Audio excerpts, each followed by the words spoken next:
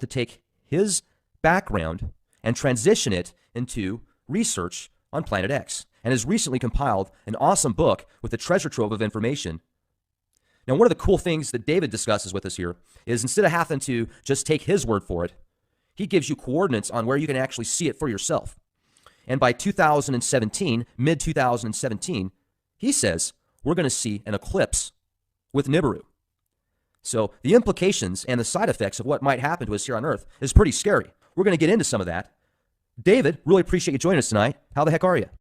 Very good tonight, sir. How are you? I'm doing fantastic. I appreciate you coming on here with us. I know that you had reached out to us a few weeks ago. You've got a really cool book coming up here that's going to break everything down with Nibiru. Let's talk about what you do. Well, the way I got into it, I've always believed in following the money. About 5 years ago, I got into some research on the Pentagon black budget. And I don't know if you recall, but you probably do, that the day before 9/11, Don Rumsfeld announced at a Pentagon news conference that the agency was 2.2 trillion short. Money was simply missing, 2.2, not billion, but trillion. So having worked for a period of time at the Pentagon, I realized this was most likely black budget funds.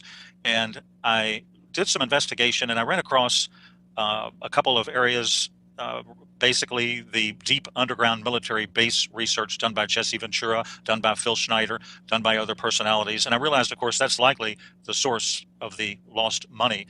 It's black budget ops, and it's being spent. And why is it being spent in terms of these type of bases? So that's how my curiosity was picked, you might say. These bases, I understand, are built away primarily from geologic tectonic areas. But again, when Planet X passes, you're going to have new geotectonic faults established when you have force 11, 12, 13, 14 earthquakes. So I don't know how safe they're going to be. It could be a lost investment for those people. In any case, that was my basic introduction about 5 years ago. And then I got into the science of the topic. Well, and science is something that I'd really like to get into today. So, we could help the skeptics see some solid evidence to help them prepare, mentally, physically, spiritually, whatever. It sounds like it's going to be difficult in many cases to prepare for this type of event if it is as serious as many predict. Different underground bases. They've been building them for years. You can go all the way back 70 years, and they were building these things, probably even before that. So have they been spending more money since 2001 on these underground bases then? My understanding, and this is partly from Phil Schneider, I know he worked 11 years at Groom Lake, Area 51. He says the black budget varies between 0.2 trillion and 1.2 trillion per year. I'm not sure when the inception started. It was absolutely going on in the late 70s and 80s. He says a couple of dozen of these may be reasonable for protection. I agree, nuclear protection. But the question is, why do we have over 130 of these? That doesn't really make any sense unless, obviously, Planet X is absolutely a fact, which it is. Well, so, 4 years ago, I remember reading an article on Yahoo News that claimed eventually people are going to be able to look up in the sky and they're going to see what looks like a second sun, but really it's a giant sun that exploded. I think they said it was Betelgeuse or something like that. So in my mind, when I read stuff like that in the news, I think it's, the forces behind the scenes or whoever's kind of orchestrating the media, prepping people, subconsciously getting them ready for this type of event. First, it's just an explosion that looks like a sun, and then, hey, oh, it is a sun. So, do you have any physical evidence, like pictures that you can say without a shadow of a doubt, or files or white papers? Yes, I do. In fact, there's some very good videos on the internet itself that are good photographic analysis. There's one called Multiple Suns Rise Over Halifax, Nova Scotia. Those are the keywords that a person would enter on YouTube to read it or view it. And you can see the sun. And then at the 3 o'clock position, you have Planet X. To the right of Planet X, you have a separate lens flare. Now, that doesn't reflect the lens flare, of course, in the water below. But Planet X is generating its own light, and you can see its reflection, therefore, in the water below. Next, I think a fog bank moves in, and it obscures the sun, but Planet X is still visible. A lens flare cannot do this. Now, that's one good example of something they could simply look up themselves on YouTube. There's also some good Davis Station South Pole videos out there. And there's, in my book, which is Planet X, The Arrival in 2017 by David Mead on Amazon, I've done a video. It's on page 15 or 16 or so of the book. And I have a section called Photographic Analysis of Planet X. And I study one video which another analyst did an extensive study on. And let me just sort of explain what happened. A fellow named Glenn Vaughn on April 11th, 2015, was flying down the Pacific side of Central America. He's a professor, an ex-professor at California University. He took a 20 megapixel raw file with a Sony digital camera, and he confirmed the report by sending it in to a particular analyst for review. He took it through an aircraft window. Now, an analysis of the metadata indicated it was taken at 240 dpi, very high resolution, and the metadata further showed the date, the time, the GPS coordinates. I think it was a Sony DSC HX50V camera. In any case, using Starry Night Professional version, the video, which is referenced in my book and which is on YouTube, did a field of view analysis, and he determined Mercury is above, in other words, superior conjunction with the sun, and the object in the field of view, therefore, is not Mercury. Mercury does not have wings, as does this object, and Mercury does not have the brightness or contrast of the unknown object. Now, the analyst also performed a gamma test on a paint program. Gamma testing shows if an object is hot or cold. Hot objects generate, of course, their own light like our sun.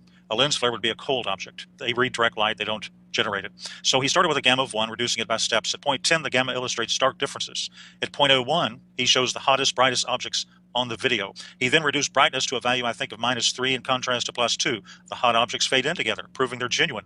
Then he ran a luminance test to determine the intensity of the object, and he determined it was behind the sun, not a reflection. There are actually wings on the object, which is clearly behind the sun. Now, he stated this is deeply disturbing. The reason is the gas tails of comets follow solar winds, and they're not visible until the comet's orbit is inside of Jupiter, at which point, normally the luminosity at that point of the sun makes the tails of the comet or the planet visible. Of course, Planet X, we all call it Planet X or Nibiru, but it is a dwarf star. It's either a red dwarf or brown dwarf star. Now, the object, which is clearly Planet X by deductive logic and process elimination, is therefore now between Mars and Jupiter. It's not in the outer reaches of the solar system. It can clearly be seen, especially from the southern hemisphere. Now, as of April 2015, therefore, the date of that video and the analysis, Nibiru is close enough to the sun so that the sun's light is reflected to the tail, making it appearing like wings. And there's one other quick comment I'd make, because actually that video had 2 parts. The second part was a lady who lives near where I do, Sanibel Island, Florida, Melissa Huffman. Now, you can look at this video itself on YouTube. I think it has more or less gone viral, and nearly 1 million people have looked at it. And this is a 2015 video.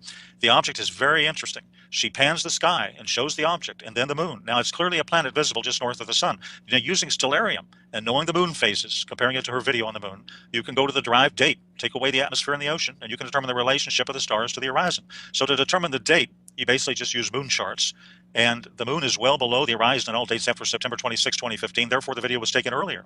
Now, September 2015 moon phases give us a comparable to the moon in the video. And if you look at the moon phases diagram to the actual picture of the moon, it has to have been photographed on September 23rd, 2015, based on moon phasing. Now, on that date, Mercury in stellarium is very dim, somewhat above the horizon. Also, I believe it's in a different location than the unknown object. All other planets are below the horizon. The video, therefore, conclusively and plainly shows an unidentified planet, or dwarf star, Planet X, of some significant magnitude quite clearly. So I can reach no other conclusion, and the analyst did himself, than this is a rare photo from this hemisphere of Planet X approaching us.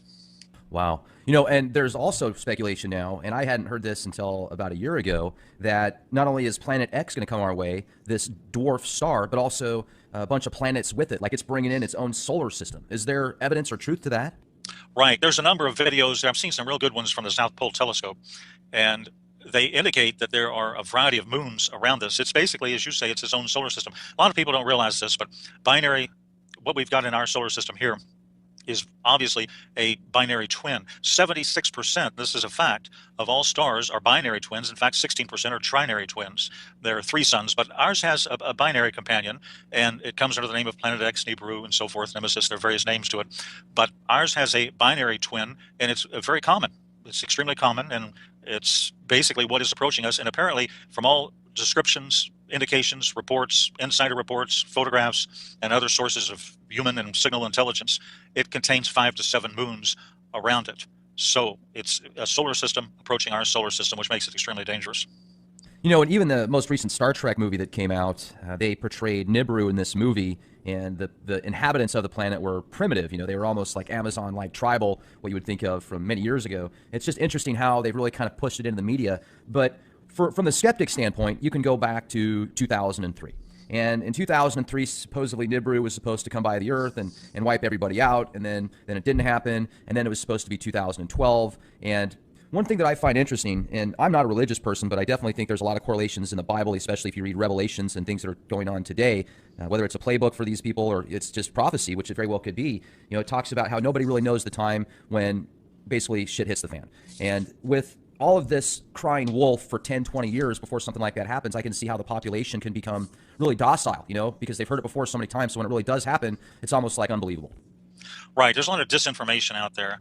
And you have to consider the sources of the disinformation. Obviously, I have a feeling when people join Congress nowadays, whether they join as a senator or at the lower level, that they have a visit from a higher up or from their local NSA agent pretty quick on, and they say, you know, you're going to find out some things that we don't want you to talk about. And if you don't talk about them, guess what? We're going to give you a seat in an apartment at an underground base when this all happens. And so you don't really have anything at all. You have a complete, blackout of news from the so-called authorities of Washington, D.C. But again, what do you expect? You have to consider the source. Now, there's been a lot of Google and NASA cover-up, in my opinion, on this. And I'll give you an example of it real quick that might sort of answer your question and also even move us a little bit into a combination of astronomy and the Apocalypse, the book of Revelation, last book of the Bible. So there's an object I call the Red Dragon Anomaly, which appears in the constellation Virgo, and it currently, very interestingly, mirrors the vision or biblical sign of Revelation chapter 12. Now, this is a critical, major sign. Of course, Revelation is from the highest authority, Revelation 1. John wrote it on the Isle of Patmos about 2,000 years ago, and in it, he found out that cosmologically the sun travels the ecliptic, and every September it passes through the constellation Virgo. The moon also travels close by. Now, towards the end of September in 2017 next year, there is a precise configuration of the Revelation 12 imagery. And I've used stellarium, and I've gone back 6,000 years, and I've gone forward 1,000 years. And it's complex and involves the simultaneous interface of half a dozen astronomical variables, but it only occurs once, and that's in September of 2017, a year and a half from now. But in addition to the Revelation 12 sign as it's known, the imagery of the dragon at the feet of Virgo with the sun at the head and the moon at the feet presents itself right now, very interestingly, in Starry Night in real time. Now, this is highly unusual and extraordinary. The red dragon of Revelation 12 may well be, and I believe rather obviously is, Planet X, as is referred to in an earlier chapter of Revelation, I think Revelation chapter 8, in a similar manner. A colleague of mine at the university, one university in the western U.S., brought up a very interesting point, perhaps to cover up to my attention. Here it is. Basically, he said the areas of the dragon anomaly have been covered or patched up by Google Sky in the past. But one of the ways to actually see what is behind this patched out area is to use a program called Skyview by NASA. Skyview, what that is, it's a virtual observatory on the net. It generates images of any part of the sky from wavelengths of all regimes, radio to gamma. You just filter it. Now, when you view these images in various filters, you can see the actual color of this anomaly in Virgo is red, and it does look very menacing, as it appears to have a face like a dragon with two profound eyes. It's very intriguing and quite strange. Now, just for your listeners, I'll provide very briefly the right ascension and declination if they want to go to Skyview. And here it is. Just cut and paste this coordinate. Here's the right ascension, 13 hours, 50 minutes, 44 seconds. Here's the declination, and that would be minus 8 hours, 13 minutes, and 59.7 seconds. So right ascension is the celestial equivalent of longitude, and in the sky, latitude is called declination. So you just enter those coordinates, and then on Skyview, you just choose the Iris 100 micron telescope setting, and there you are. You've never seen an object quite like this one. Now, the sign itself might be a sweeping parenthetic of that entire biblical 70th week of Daniel, which is a key to solving the most complex cryptogram in existence, the book of the Apocalypse. As to what it is, the astronomical scientific community, I think, is keeping a very low profile. And the question is, why did they ever cover it up to begin with? Well, and not only that, if we could get into some of the more scientific stuff as well that you talked about, that you put together, is in your opinion, the Great Flood that's talked about and has been talked about all over the world in other mythos as well. Do you feel that was caused by this orbital, from Nibiru coming back many years ago, getting close to the Earth and caused some type of giant tidal waves and stuff and earthquakes? Well, it indeed could have. I'm not positive of the exact date in biblical history of Noah's flood. I think it was close to 4,000 years ago. Might have been a little bit more. Very good question. Now, in fact, what that question leads us into is the main item we have historically in terms of archaeology to help us relate on a scientific basis to a prior pole shift by the Earth is something called the Nebra sky disk. Now, this is a 12-inch bronze disk, the Nebra sky disk. It may be the key to determining the last recorded time in history that Planet X actually flew by the Earth. The disk is bronze. It's inlaid with gold. It was found near Europe's oldest observatory in Gossig, Germany. Now, the story of the disk is quite unconventional. It was found, I think, in 1999, by German treasure hunters, and they were using metal detectors inside an ancient forest. However, German law dictates that all such relics are state property. So instead of turning it in, they attempted to sell it on the international market a couple of years later in 2002. Now, working for the Swiss government, an archaeologist named Harold Meller, I believe, posed as a straw buyer. The disc was seized by authorities, and then it was analyzed. Now, what it contains symbols, including the sun, the moon, the constellations, I think, of Pleiades, Capricorn, Parius, and Gemini. Now, the disc reflects the sun in the position of a solar eclipse What is causing the eclipse? Well, it's not the moon, which is on the opposite side of where it should be located. So I think the best deductive logic is that an unknown near-Earth object is causing the eclipse. Now, this 32-centimeter disk weighs about 2 kilograms. Again, it's decorated with gold leaf symbols, and the gold leaf symbols also reflect 4 planets: Venus, Mars, I believe Jupiter and Mercury. Now, using modern-day astronomical software, you can plot the actual day and hour the disk was produced, and the result is very precise. It was produced at April 6, 1810 BCE at 8:30 a.m. The disk was thus created during the Bronze Age, which is 3,800, I think, 26 years ago. Now, there's a curve bar at the bottom of the riverbank, the Saal River, which still currently exists. Much of the disk's current coloration is green due to a tarnishing effect. And the discovery site is a prehistoric enclosure in the Ziegelrodes Forest, known by the name of Middleburg or Central Hill, 60 kilometers, I believe, west of Leipzig. Now, the treasure hunters stated it was found within a pit in the forest near the ancient Gothic observatory. Now, here's something extremely interesting. Upon examination, the disk reflects the constellation Orion at the very bottom. Orion should not have been observable from that location in Germany at that time. The nearest location, in fact, from which Orion, the constellation Orion, could have been observed is Luxor, Egypt. That adds to the mystery. The only logical conclusion is that this 26 to 30 degree difference is accounted for by simultaneous pole shift. So this mystery-shrouded sky disk of Nebra is an advanced astronomical clock. It's a compendium of knowledge. And I think it gives us the best proof of the existence and passage of Planet X in the ancient world. So the purpose of the sky disk is really no longer a matter of speculation. I believe, and others believe, it's the oldest visual representation of the sky in existence, and it postulates and proves the approach of a near-Earth object causing the daytime eclipse, as well as causing a major pole shift that has just occurred, and that was 3,826 years ago. And have you heard of the Sumerian tablets? Yes, I have. They were analyzed by a fellow named Zechariah Sitchin, who wrote a book called The 12th Planet back around 1970, 75, I believe it was. And the stuff he talks about in his books as well, when he deciphers the tablets or translates them, he talks about Planet X and Nibiru, the winged destroyer, and basically a 3,600-year orbital pattern, or orbital cycle. So it's been talked about for forever, basically. Previous generations, and it sounds to me like we're getting pretty close to where if you've got a pretty good telescope and you know where to look, you can go outside, look up in the sky, and you can see it for yourself. That is correct. Now, when it was first observed, however, back in the 80s, because it's so close now, it's different. When it was first observed, probably the first time it was actually observed, it was observed in the infrared spectrum in 1983 by a orbiting Earth satellite telescope called the Infrared Astronomical Satellite. And this is when all those articles appeared in the Washington Post and the New York Times and so forth. And that's when, right before blackout occurred, there were some articles over a 6 to 12 month period of time when it was pretty much spoken freely of, and then all of a sudden I think they realized the seriousness of the matter, and they went ahead and produced a blackout. But a lot of times I think many of the instruments that are used to view this object in very great detail are, for example, the Spitzer telescope, which is in a trailing Earth orbit. It's, of course, a satellite telescope, and it's infrared. And the Vatican, they've got their telescope, and that's infrared also. That's in Mount Graham in southeastern Arizona on the top of a 10,000-foot mountain. It has several names to it. One code name, they've actually got several telescopes there. They've got a radio telescope. They're listening for extraterrestrial intelligence.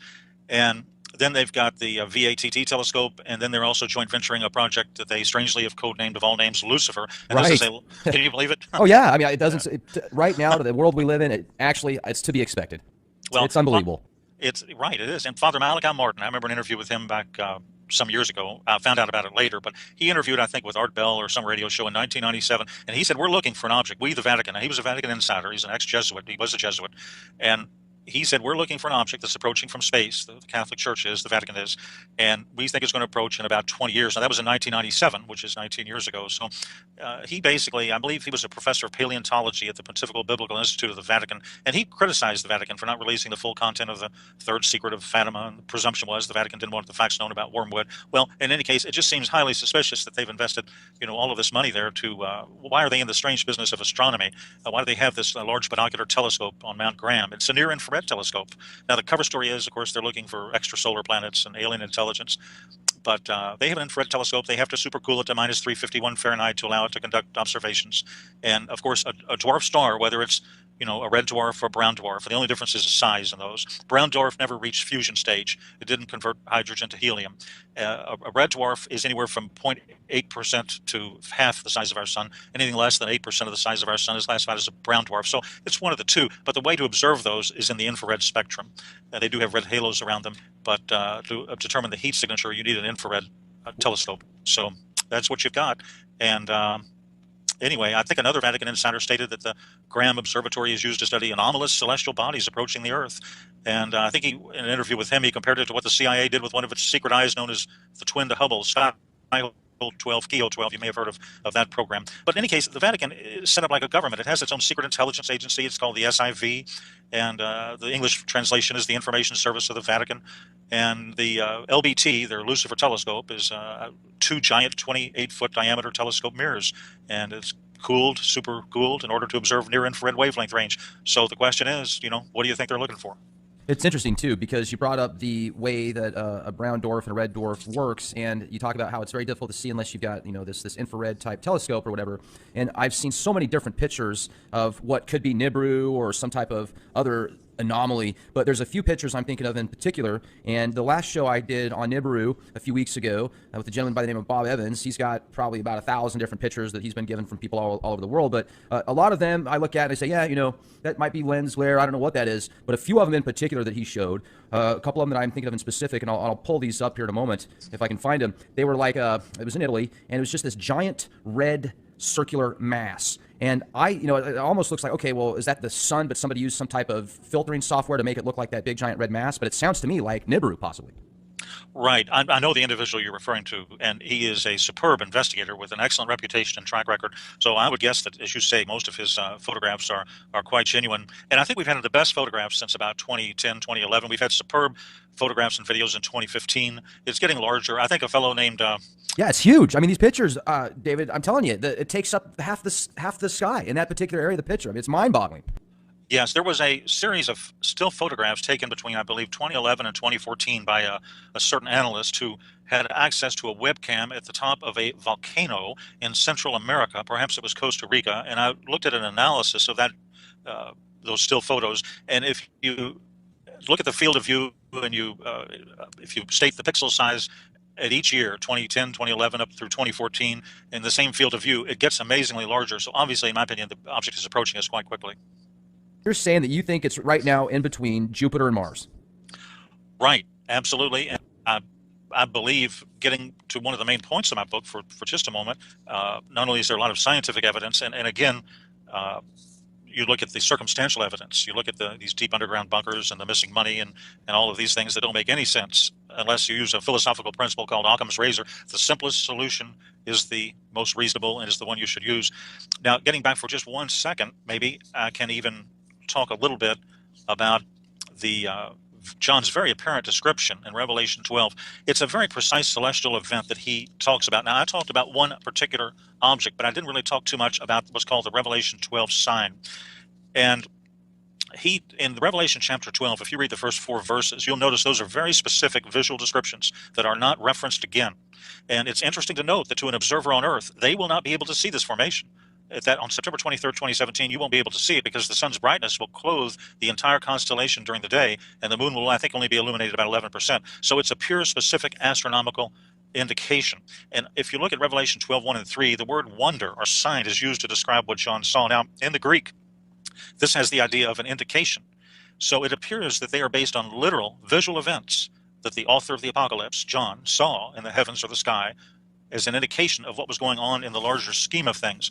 Now, that date itself is what I call a time marker or a key to a cryptogram. It is not the final key, in my opinion. It's only a preliminary key. That's not the date, in my opinion, when you're going to see Planet X in the sky. You're going to see it at the last possible minute, and I believe I know at least the month, but maybe not the week, but I do know the month when that will most likely probably occur. And again, the analysis comes from Revelation chapter 12. And the September 23rd celestial sign of the woman in the constellation Virgo, as I mentioned, has never happened before and will never happen again. Jupiter has to move in several directions in retrograde and so forth for a period of about 400 days in a part of that constellation to fulfill that exact astronomical requirement. And that, in conjunction with the 12 stars at the top of the woman's head and the moon at her feet and the sun and so forth, these things do not occur in exact sequence except in the month of September of 2017. So again, I would call that some sort of cryptographic key that we need to proceed from. Now, remember this, the blue daytime sky is going to hide Planet X until it eclipses the sun. But there is going to be a full disk solar eclipse right after September 23rd, 2017. This occurs, if you look at moon charts, on October 5th, 2017. And what happens, of course, during a full disk solar eclipse is the sky turns black, and that will reveal at that point, that week, in my opinion, the week of October 5th to 12th, according if the book of Revelation is true, because this ties in perfectly with it, that could well be the exact month that we can first see it with the naked eye. So, in my opinion, combined with a predictive computer-generated astronomical model, the Bible, the book of Revelation, the Apocalypse, tells us that the red dragon, or Planet X or Nibiru, appears after September 23rd, 17, but it has to appear before October 11th, 2017. At that date, October 11th, 2017, the sign in Virgo, the woman Virgo, will no longer be, quote, pregnant. Then the red dragon or Planet X therefore must make it an appearance before October 11th. So that seems to be a cutoff date. Jupiter, which is known as the planet or the star of the Messiah, exits Virgo, the Virgin, on October 11th after having spent, I believe, 301 days or about 42 weeks in the, quote, womb region of that constellation.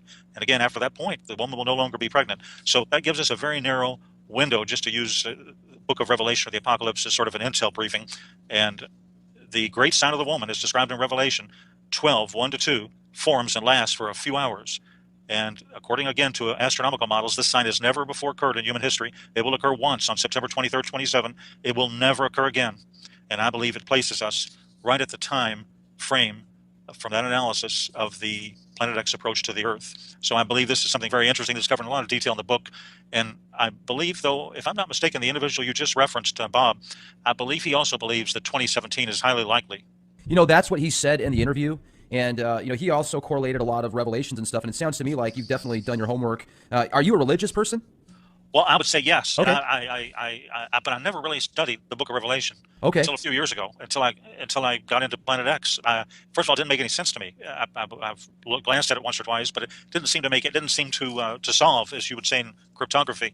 So it made no sense until I started relating it to this particular object and correlating what the Bible calls the red dragon with also what is called wormwood. These are all terms referring to Planet X or Nibiru. They're all the same thing. The Vatican calls it wormwood. Revelation calls it the red dragon. Revelation chapter 8 again calls it wormwood, but these terms are interchangeable. So obviously this is a major astronomical sign that's going to have some very high impact value at a certain point in our history. The Earth has been around many thousands of years, and everything's going okay so far.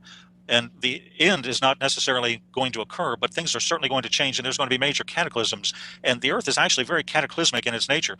Only 500,000 years ago, there was a pole shift. 6 million years ago, there was a pole shift. 6 million years ago, I understand, the state of Alaska was near the equator, what we now know as the equator. So the 65 million years ago, as you know, there was a major asteroid collision near Mexico, and scientists say, well, that wiped out the dinosaurs because it caused ash to cover the sky and it destroyed plant and animal life. So we really live in a very cataclysmic universe.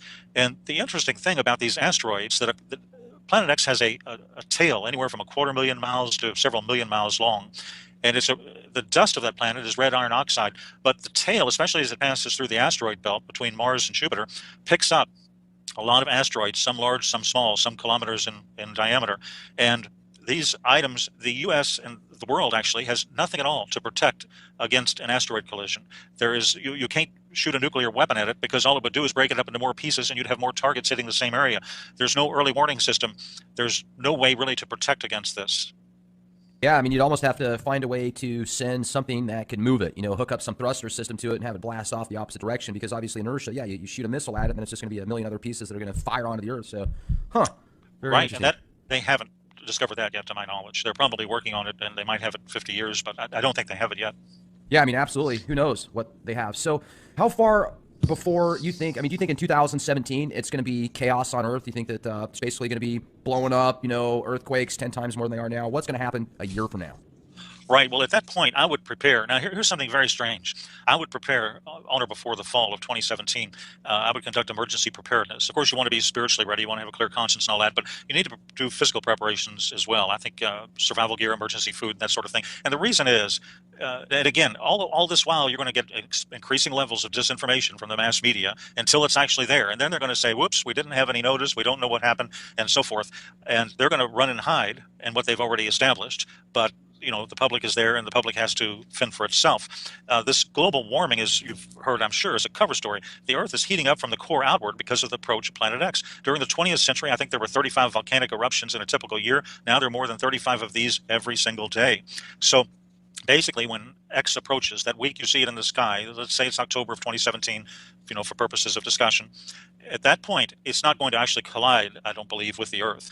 The Earth is only 8,000 miles in diameter. If it may pass 5, 10, 15 million miles away, but it has a very high magnetic attraction. It's going to have a gravitronic effect. It's going to cause the shifting of the Earth's crust. It's going to cause major volcanic activity. It's going to cause tidal waves. And when a pole shift happens, the ocean literally comes up out of its basin. So you're going to have major weather changes, seismic activity, and volcanic eruptions. Probably at that point, Yellowstone, the Yellowstone super caldera, will likely erupt. That could affect up to a third of the United States, covered with ash. Right now, you've got unexplained sinkholes, bizarre weather. So we've seen these core changes, and of course, the cover story, the legend that we're given by Al Gore and those types is global warming. Well, of course, that's just a total story, and it makes absolutely no logical or deductive sense.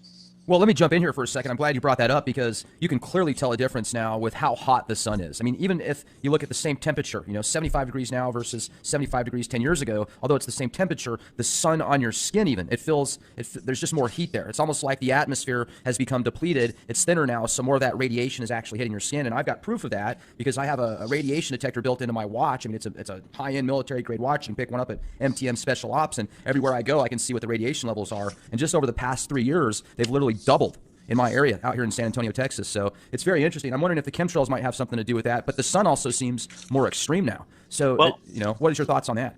Good points. Very good points. Let me comment on the EMP, and let me comment on the sun. First of all, actually, if you go to the book of Revelation, the Revelation indicates that the sun is going to be hotter at that time frame. Now, the EMP effect, Planet X has a massive tail. It's fantastically charged. It's magnetic. The tail has moons and rocks in it.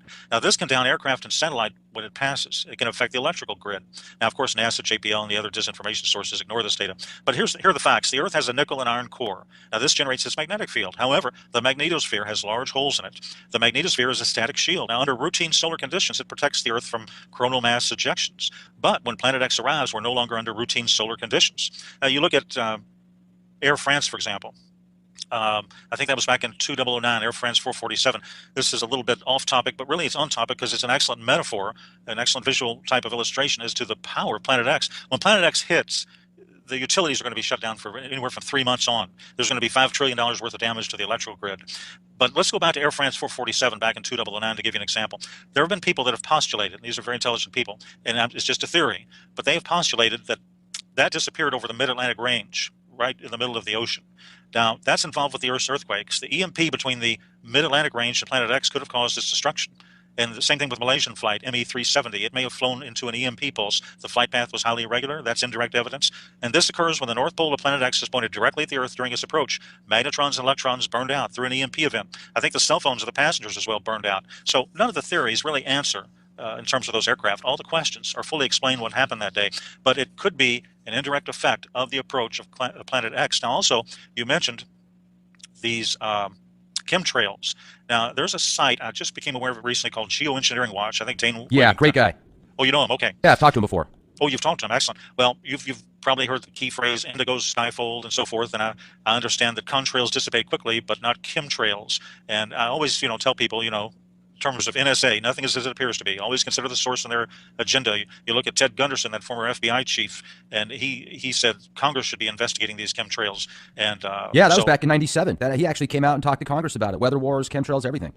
Really, I didn't keep up too much with the chemtrails controversy, but it's likely what? Strontium, aluminum oxide, and so forth? Barium salts, all sorts of other nanoparticulates. They were putting GMO, Ebola virus crap in there. I mean, it just depends on the day and the time and the location. But I do got to bring this up, too, because I've noticed for the past several days, the skies have been chemtrail-free. At least if they were doing it at nighttime when you couldn't see it because you didn't have the haze. You didn't see those nanoparticulates falling from the skies when they do the heavy chemtrail spraying. You can see with your polarized sunglasses on. So I'm wondering why. And I'm wondering if the chemtrails that they do have a part of trying to block out Nibiru if it's visible to the naked eye sometimes. I think that's very possible. I think they're attempting every type of disinformation possible. For example, let's look at what happened recently. And let's give you a little history on this, and you probably know a lot of this, but for your listeners, science admits quite a few points in favor of Planet X. Our solar system is surrounded by the Oort cloud, 50 to 200,000 AU astronomical units or sun distances from our sun. And if our sun is part of a binary system, which it is, and you have a common center of mass, this can disturb the Oort cloud, send comets or whatever toward us. Now, science also admits an asteroid impact is absolutely responsible for the extinction of the dinosaurs about 65 million years ago in the Tunguska effect or event in Russia in 1908. I think that explosion had 1,000 times the power of the atomic bomb dropped on Hiroshima, flattened 80 million trees, 840 square miles. Now, here's the thing. Science admits a recently discovered dwarf planet named Sedna has an extra long and a rather unusual elliptical orbit around the sun. I think it's 76 to 900 AU. And Sedna's orbit is estimated 12,000 years. Mike Brown of Caltech said Sedna's location doesn't make any sense. Sedna shouldn't be there. There's no way to put Sedna where it is. It never comes close enough to be affected by the sun, but it never goes far enough to be affected by other stars. Now, this fellow Brown is part of a Caltech team that claims to have discovered the ninth planet earlier this year, in 2016. And as you know, Pluto's been demoted. It's no longer considered a planet. But Brown's calculations suggest Nemesis, or the ninth planet, whatever they want to call it, is 10 times the mass of Earth. Now, science also knows, as I mentioned, that binary star systems are very common in our galaxy, and red dwarfs are very common. They're the most common type of star in the galaxy. So the existence of Planet X, the Planet X system, is therefore quite in line with the current knowledge base. But to wrap it up, this so-called ninth planet, recently disclosed in January of this year by the NASA people, never a straight answer, is a combination, in my opinion, of information and disinformation. It's what we would call in the intel community a Bush League type of propaganda. My advice to anybody thinking about this or thinking about doing too much research on this quote discovery of the ninth planet, don't major on minors. I don't study their announcement too much or pay much attention to it. Now, the real Planet X is in the vicinity of Mars and fast approaching Earth. It has no direct relationship or indirect relationship to this recent discovery, and this so-called discovery is just one more piece of evidence, in my opinion, that the powers that be are running scared and making mistakes as they go.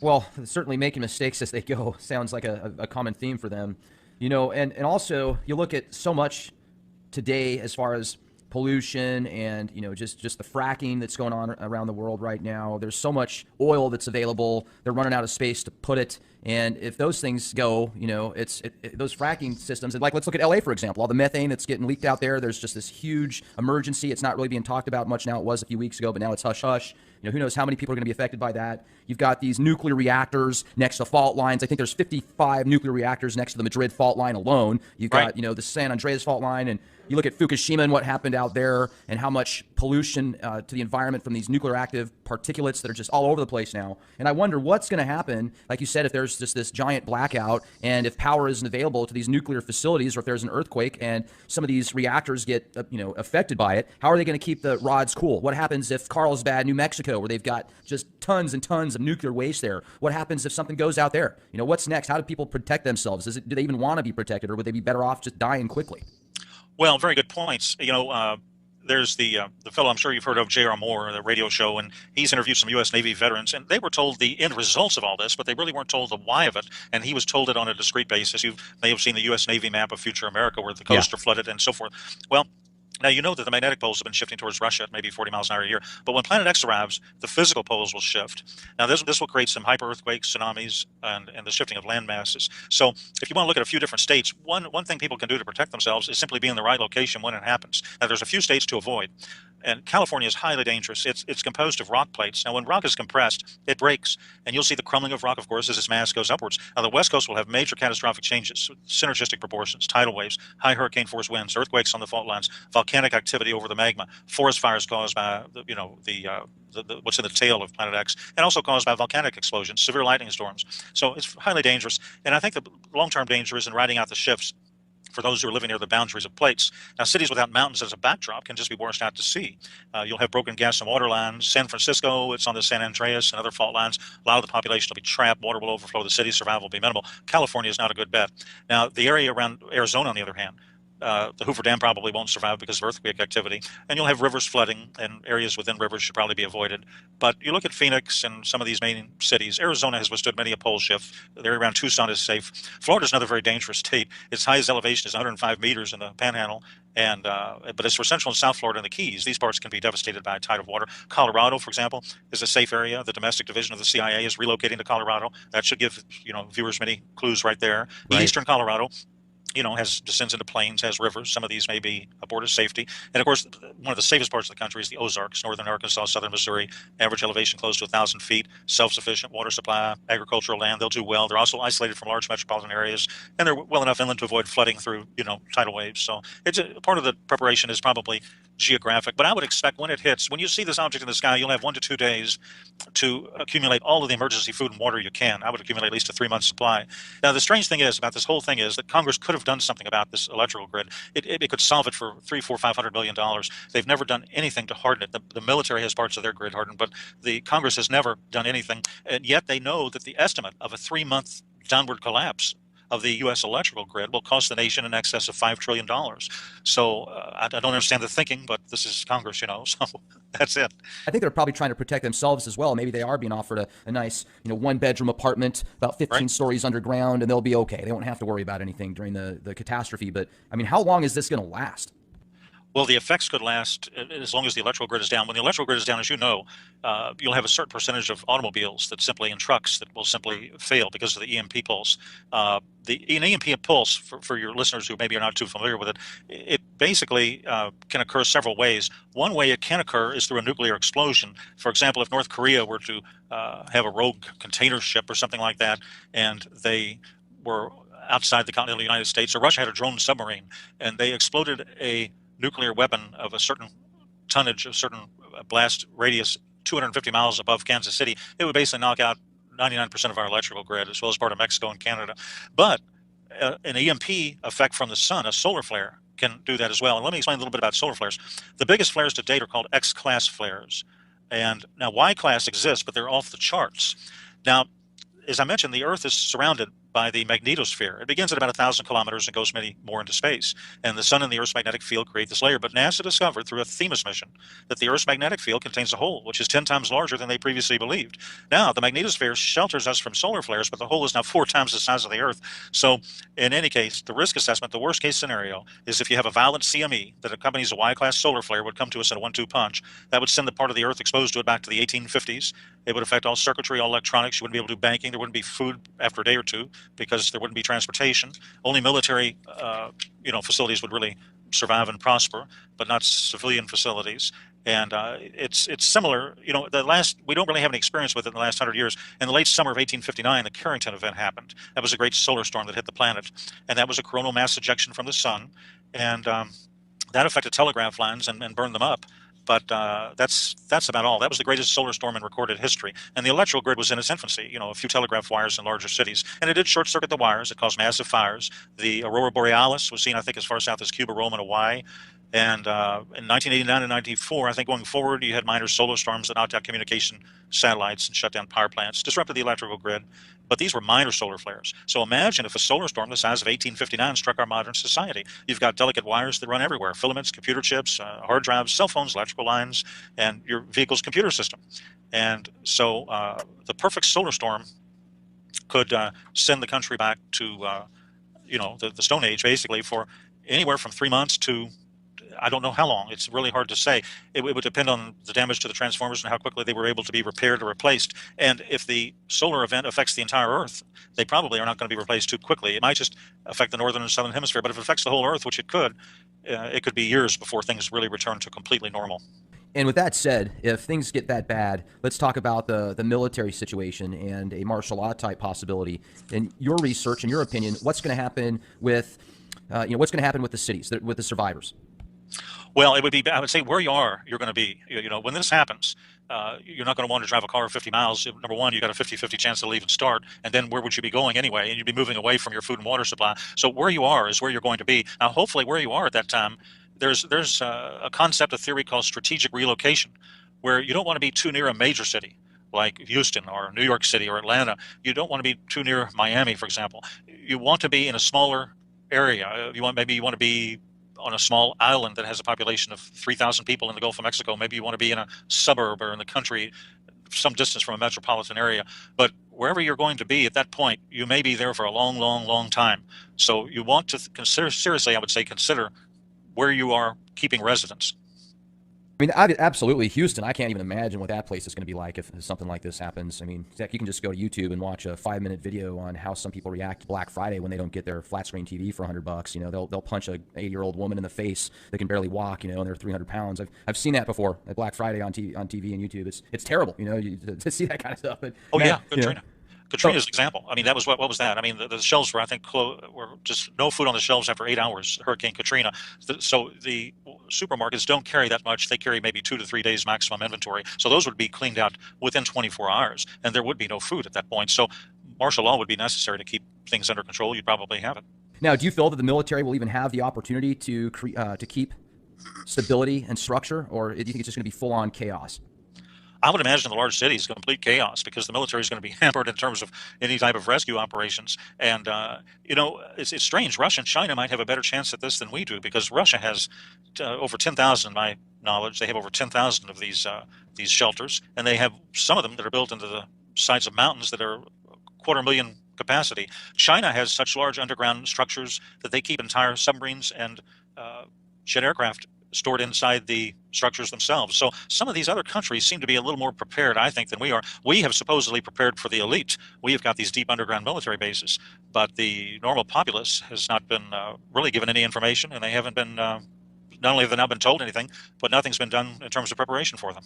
I'm trying to remember that website that's out there. It's a statistic website that a lot of military corporations, Fortune 500 companies, etc., will use their statistics, and they have different statistics at different years of the populations around the world and each country and province, etc. America, in I think it was 2028 or 2029, they calculated that the population was going to be something like 17 million. That's a very interesting concept, and that's one of the few concepts I really have not researched and I don't have a knowledge base on. So you may know more about that than I do at this point. Well, and if that's true, if they are expecting there to be, if there's these think tanks out there that are in the know, they're expecting there to be approximately 17 million people in North America 11 years from now, and what you're talking about, and if our country isn't prepared except for the elite, and these other countries do have more preparedness and structures, then that makes more sense with what you're talking about. Yeah, exactly. So again, I think one way people can prepare is to simply read a book, read the product of years of research, read my book, read somebody else's book, go to the right web pages, do your own research, do your own thinking, use your head. But you do need research, and to accumulate the type of research you can find in professionally written books can take 1 or 2 years. It might be easier just simply to buy a book. So I would highly recommend people educate themselves, understand the whole picture, and probably take action at that point. You were really into forensics, and I was just wondering if you could talk to us a little bit more about that and what you did, because you can tell you're very well versed. Oh, good, sure. Yeah, basically I was involved in, I've written some books on corporate governance, on fraud cases, fraud investigations. That's what I was involved in. I worked at a very high level of both the government and also with some Fortune 500 and Fortune 1000 companies. And I wrote reports basically in the latter case for the board of directors. And I was more or less a specialist in research. I was an investigator, and my reports were very highly detailed. And I've written a book, in fact, on research, and I've written a book on corporate governance. So I'm very familiar with all of the problems these large corporations have had, starting with Enron and WorldCom and so on down the line. And you haven't heard much lately about it, but for about 10 years, it was an unbelievable situation, and that's the period of time when I was involved in on the good side of the investigations and watching what happened and writing about it and doing reports. 1,000 companies. He has been able to take his background and transition it into research on Planet X, and has recently compiled an awesome book with a treasure trove of information. Now, one of the cool things that David discusses with us here is instead of having to just take his word for it, he gives you coordinates on where you can actually see it for yourself. And by 2017, mid-2017, he says we're going to see an eclipse with Nibiru. So the implications and the side effects of what might happen to us here on Earth is pretty scary. We're going to get into some of that. David, really appreciate you joining us tonight. How the heck are you? Very good tonight, sir. How are you? I'm doing fantastic. I appreciate you coming on here with us. I know that you had reached out to us a few weeks ago. You've got a really cool book coming up here that's going to break everything down with Nibiru. Let's talk about what you do. Well, the way I got into it, I've always believed in following the money. About 5 years ago, I got into some research on the Pentagon black budget. And I don't know if you recall, but you probably do, that the day before 9/11, Don Rumsfeld announced at a Pentagon news conference that the agency was 2.2 trillion short. Money was simply missing, 2.2, not billion, but trillion. So having worked for a period of time at the Pentagon, I realized this was most likely black budget funds. And I did some investigation, and I ran across a couple of areas, basically the deep underground military base research done by Jesse Ventura, done by Phil Schneider, done by other personalities. And I realized, of course, that's likely the source of the lost money. It's black budget ops, and it's being spent. And why is it being spent in terms of these type of bases. So that's how my curiosity was picked, you might say. These bases, I understand, are built away primarily from geologic tectonic areas. But again, when Planet X passes, you're going to have new geotectonic faults established when you have force 11, 12, 13, 14 earthquakes. So I don't know how safe they're going to be. It could be a lost investment for those people. In any case, that was my basic introduction about 5 years ago. And then I got into the science of the topic. Well, and science is something that I'd really like to get into today. So, we could help the skeptics see some solid evidence to help them prepare, mentally, physically, spiritually, whatever. It sounds like it's going to be difficult in many cases to prepare for this type of event if it is as serious as many predict. Different underground bases. They've been building them for years. You can go all the way back 70 years and they were building these things, probably even before that. So have they been spending more money since 2001 on these underground bases then? My understanding, and this is partly from Phil Schneider, I know he worked 11 years at Groom Lake, Area 51. He says the black budget varies between 0.2 trillion and 1.2 trillion per year. I'm not sure when the inception started. It was absolutely going on in the late 70s and 80s. He says a couple of dozen of these may be reasonable for protection. I agree, nuclear protection. But the question is, why do we have over 130 of these? That doesn't really make any sense unless, obviously, Planet X is absolutely a fact, which it is. Well, so, 4 years ago, I remember reading an article on Yahoo News that claimed eventually people are going to be able to look up in the sky and they're going to see what looks like a second sun, but really it's a giant sun that exploded. I think they said it was Betelgeuse or something like that. So in my mind, when I read stuff like that in the news, I think it's, the forces behind the scenes or whoever's kind of orchestrating the media, prepping people, subconsciously getting them ready for this type of event. First, it's just an explosion that looks like a sun, and then, hey, oh, it is a sun. So, I mean, do you have any physical evidence, like pictures that you can say without a shadow of a doubt, or files or white papers? Yes, I do. In fact, there's some very good videos on the internet itself that are good photographic analysis. There's one called Multiple Suns Rise Over Halifax, Nova Scotia. Those are the keywords that a person would enter on YouTube to read it or view it. And you can see the sun. And then at the 3 o'clock position, you have Planet X. To the right of Planet X, you have a separate lens flare. Now, that doesn't reflect the lens flare, of course, in the water below. But Planet X is generating its own light, and you can see its reflection, therefore, in the water below. Next, I think a fog bank moves in, and it obscures the sun, but Planet X is still visible. A lens flare cannot do this. Now, that's one good example of something they could simply look up themselves on YouTube. There's also some good Davis Station South Pole videos out there. And there's, in my book, which is Planet X, The Arrival in 2017 by David Mead on Amazon, I've done a video, it's page 15 or 16 or so of the book, and I have a section called Photographic Analysis of Planet X, and I study one video which another analyst did an extensive study on. And let me just sort of explain what happened. A fellow named Glenn Vaughn on April 11th, 2015, was flying down the Pacific side of Central America. He's a professor, an ex-professor at California University. He took a 20 megapixel raw file with a Sony digital camera, and he confirmed the report by sending it in to a particular analyst for review. He took it through an aircraft window. Now, an analysis of the metadata indicated it was taken at 240 dpi, very high resolution, and the metadata further showed the date, the time, the GPS coordinates. I think it was a Sony DSC HX50V camera. In any case, using Starry Night Professional version, the video, which is referenced in my book and which is on YouTube, did a field of view analysis, and he determined Mercury is above, in other words, superior conjunction with the sun, and the object in the field of view, therefore, is not Mercury. Mercury does not have wings, as does this object, and Mercury does not have the brightness or contrast of the unknown object. Now, the analyst also performed a gamma test on a paint program. Gamma testing shows if an object is hot or cold. Hot objects generate, of course, their own light like our sun. A lens flare would be a cold object. They read direct light, they don't generate it. So he started with a gamma of 1, reducing it by steps. At point 10, the gamma illustrates stark differences. At point 0.01, he shows the hottest, brightest objects on the video. He then reduced brightness to a value, I think, of -3 in contrast to +2. The hot objects fade in together, proving they're genuine. Then he ran a luminance test to determine the intensity of the object, and he determined it was behind the sun, not a reflection. There are actually wings on the object, which is clearly behind the sun. Now, he stated this is deeply disturbing. The reason is the gas tails of comets follow solar winds, and they're not visible until the comet's orbit is inside of Jupiter, at which point, normally the luminosity at that point of the sun makes the tails of the comet or the planet visible. Of course, Planet X, we all call it Planet X or Nibiru, but it is a dwarf star. It's either a red dwarf or a brown dwarf star. Now, the object, which is clearly Planet X by deductive logic and process elimination, is therefore now between Mars and Jupiter. It's not in the outer reaches of the solar system. It can clearly be seen, especially from the southern hemisphere. Now, as of April 2015, therefore, the date of that video and the analysis, Nibiru is close enough to the sun so that the sun's light is reflected to the tail, making it appearing like wings. And there's one other quick comment I'd make, because actually that video had two parts. The second part was a lady who lives near where I do, Sanibel Island, Florida, Melissa Huffman. Now, you can look at this video itself on YouTube. I think it has more or less gone viral, and nearly 1 million people have looked at it. And this is a 2015 video.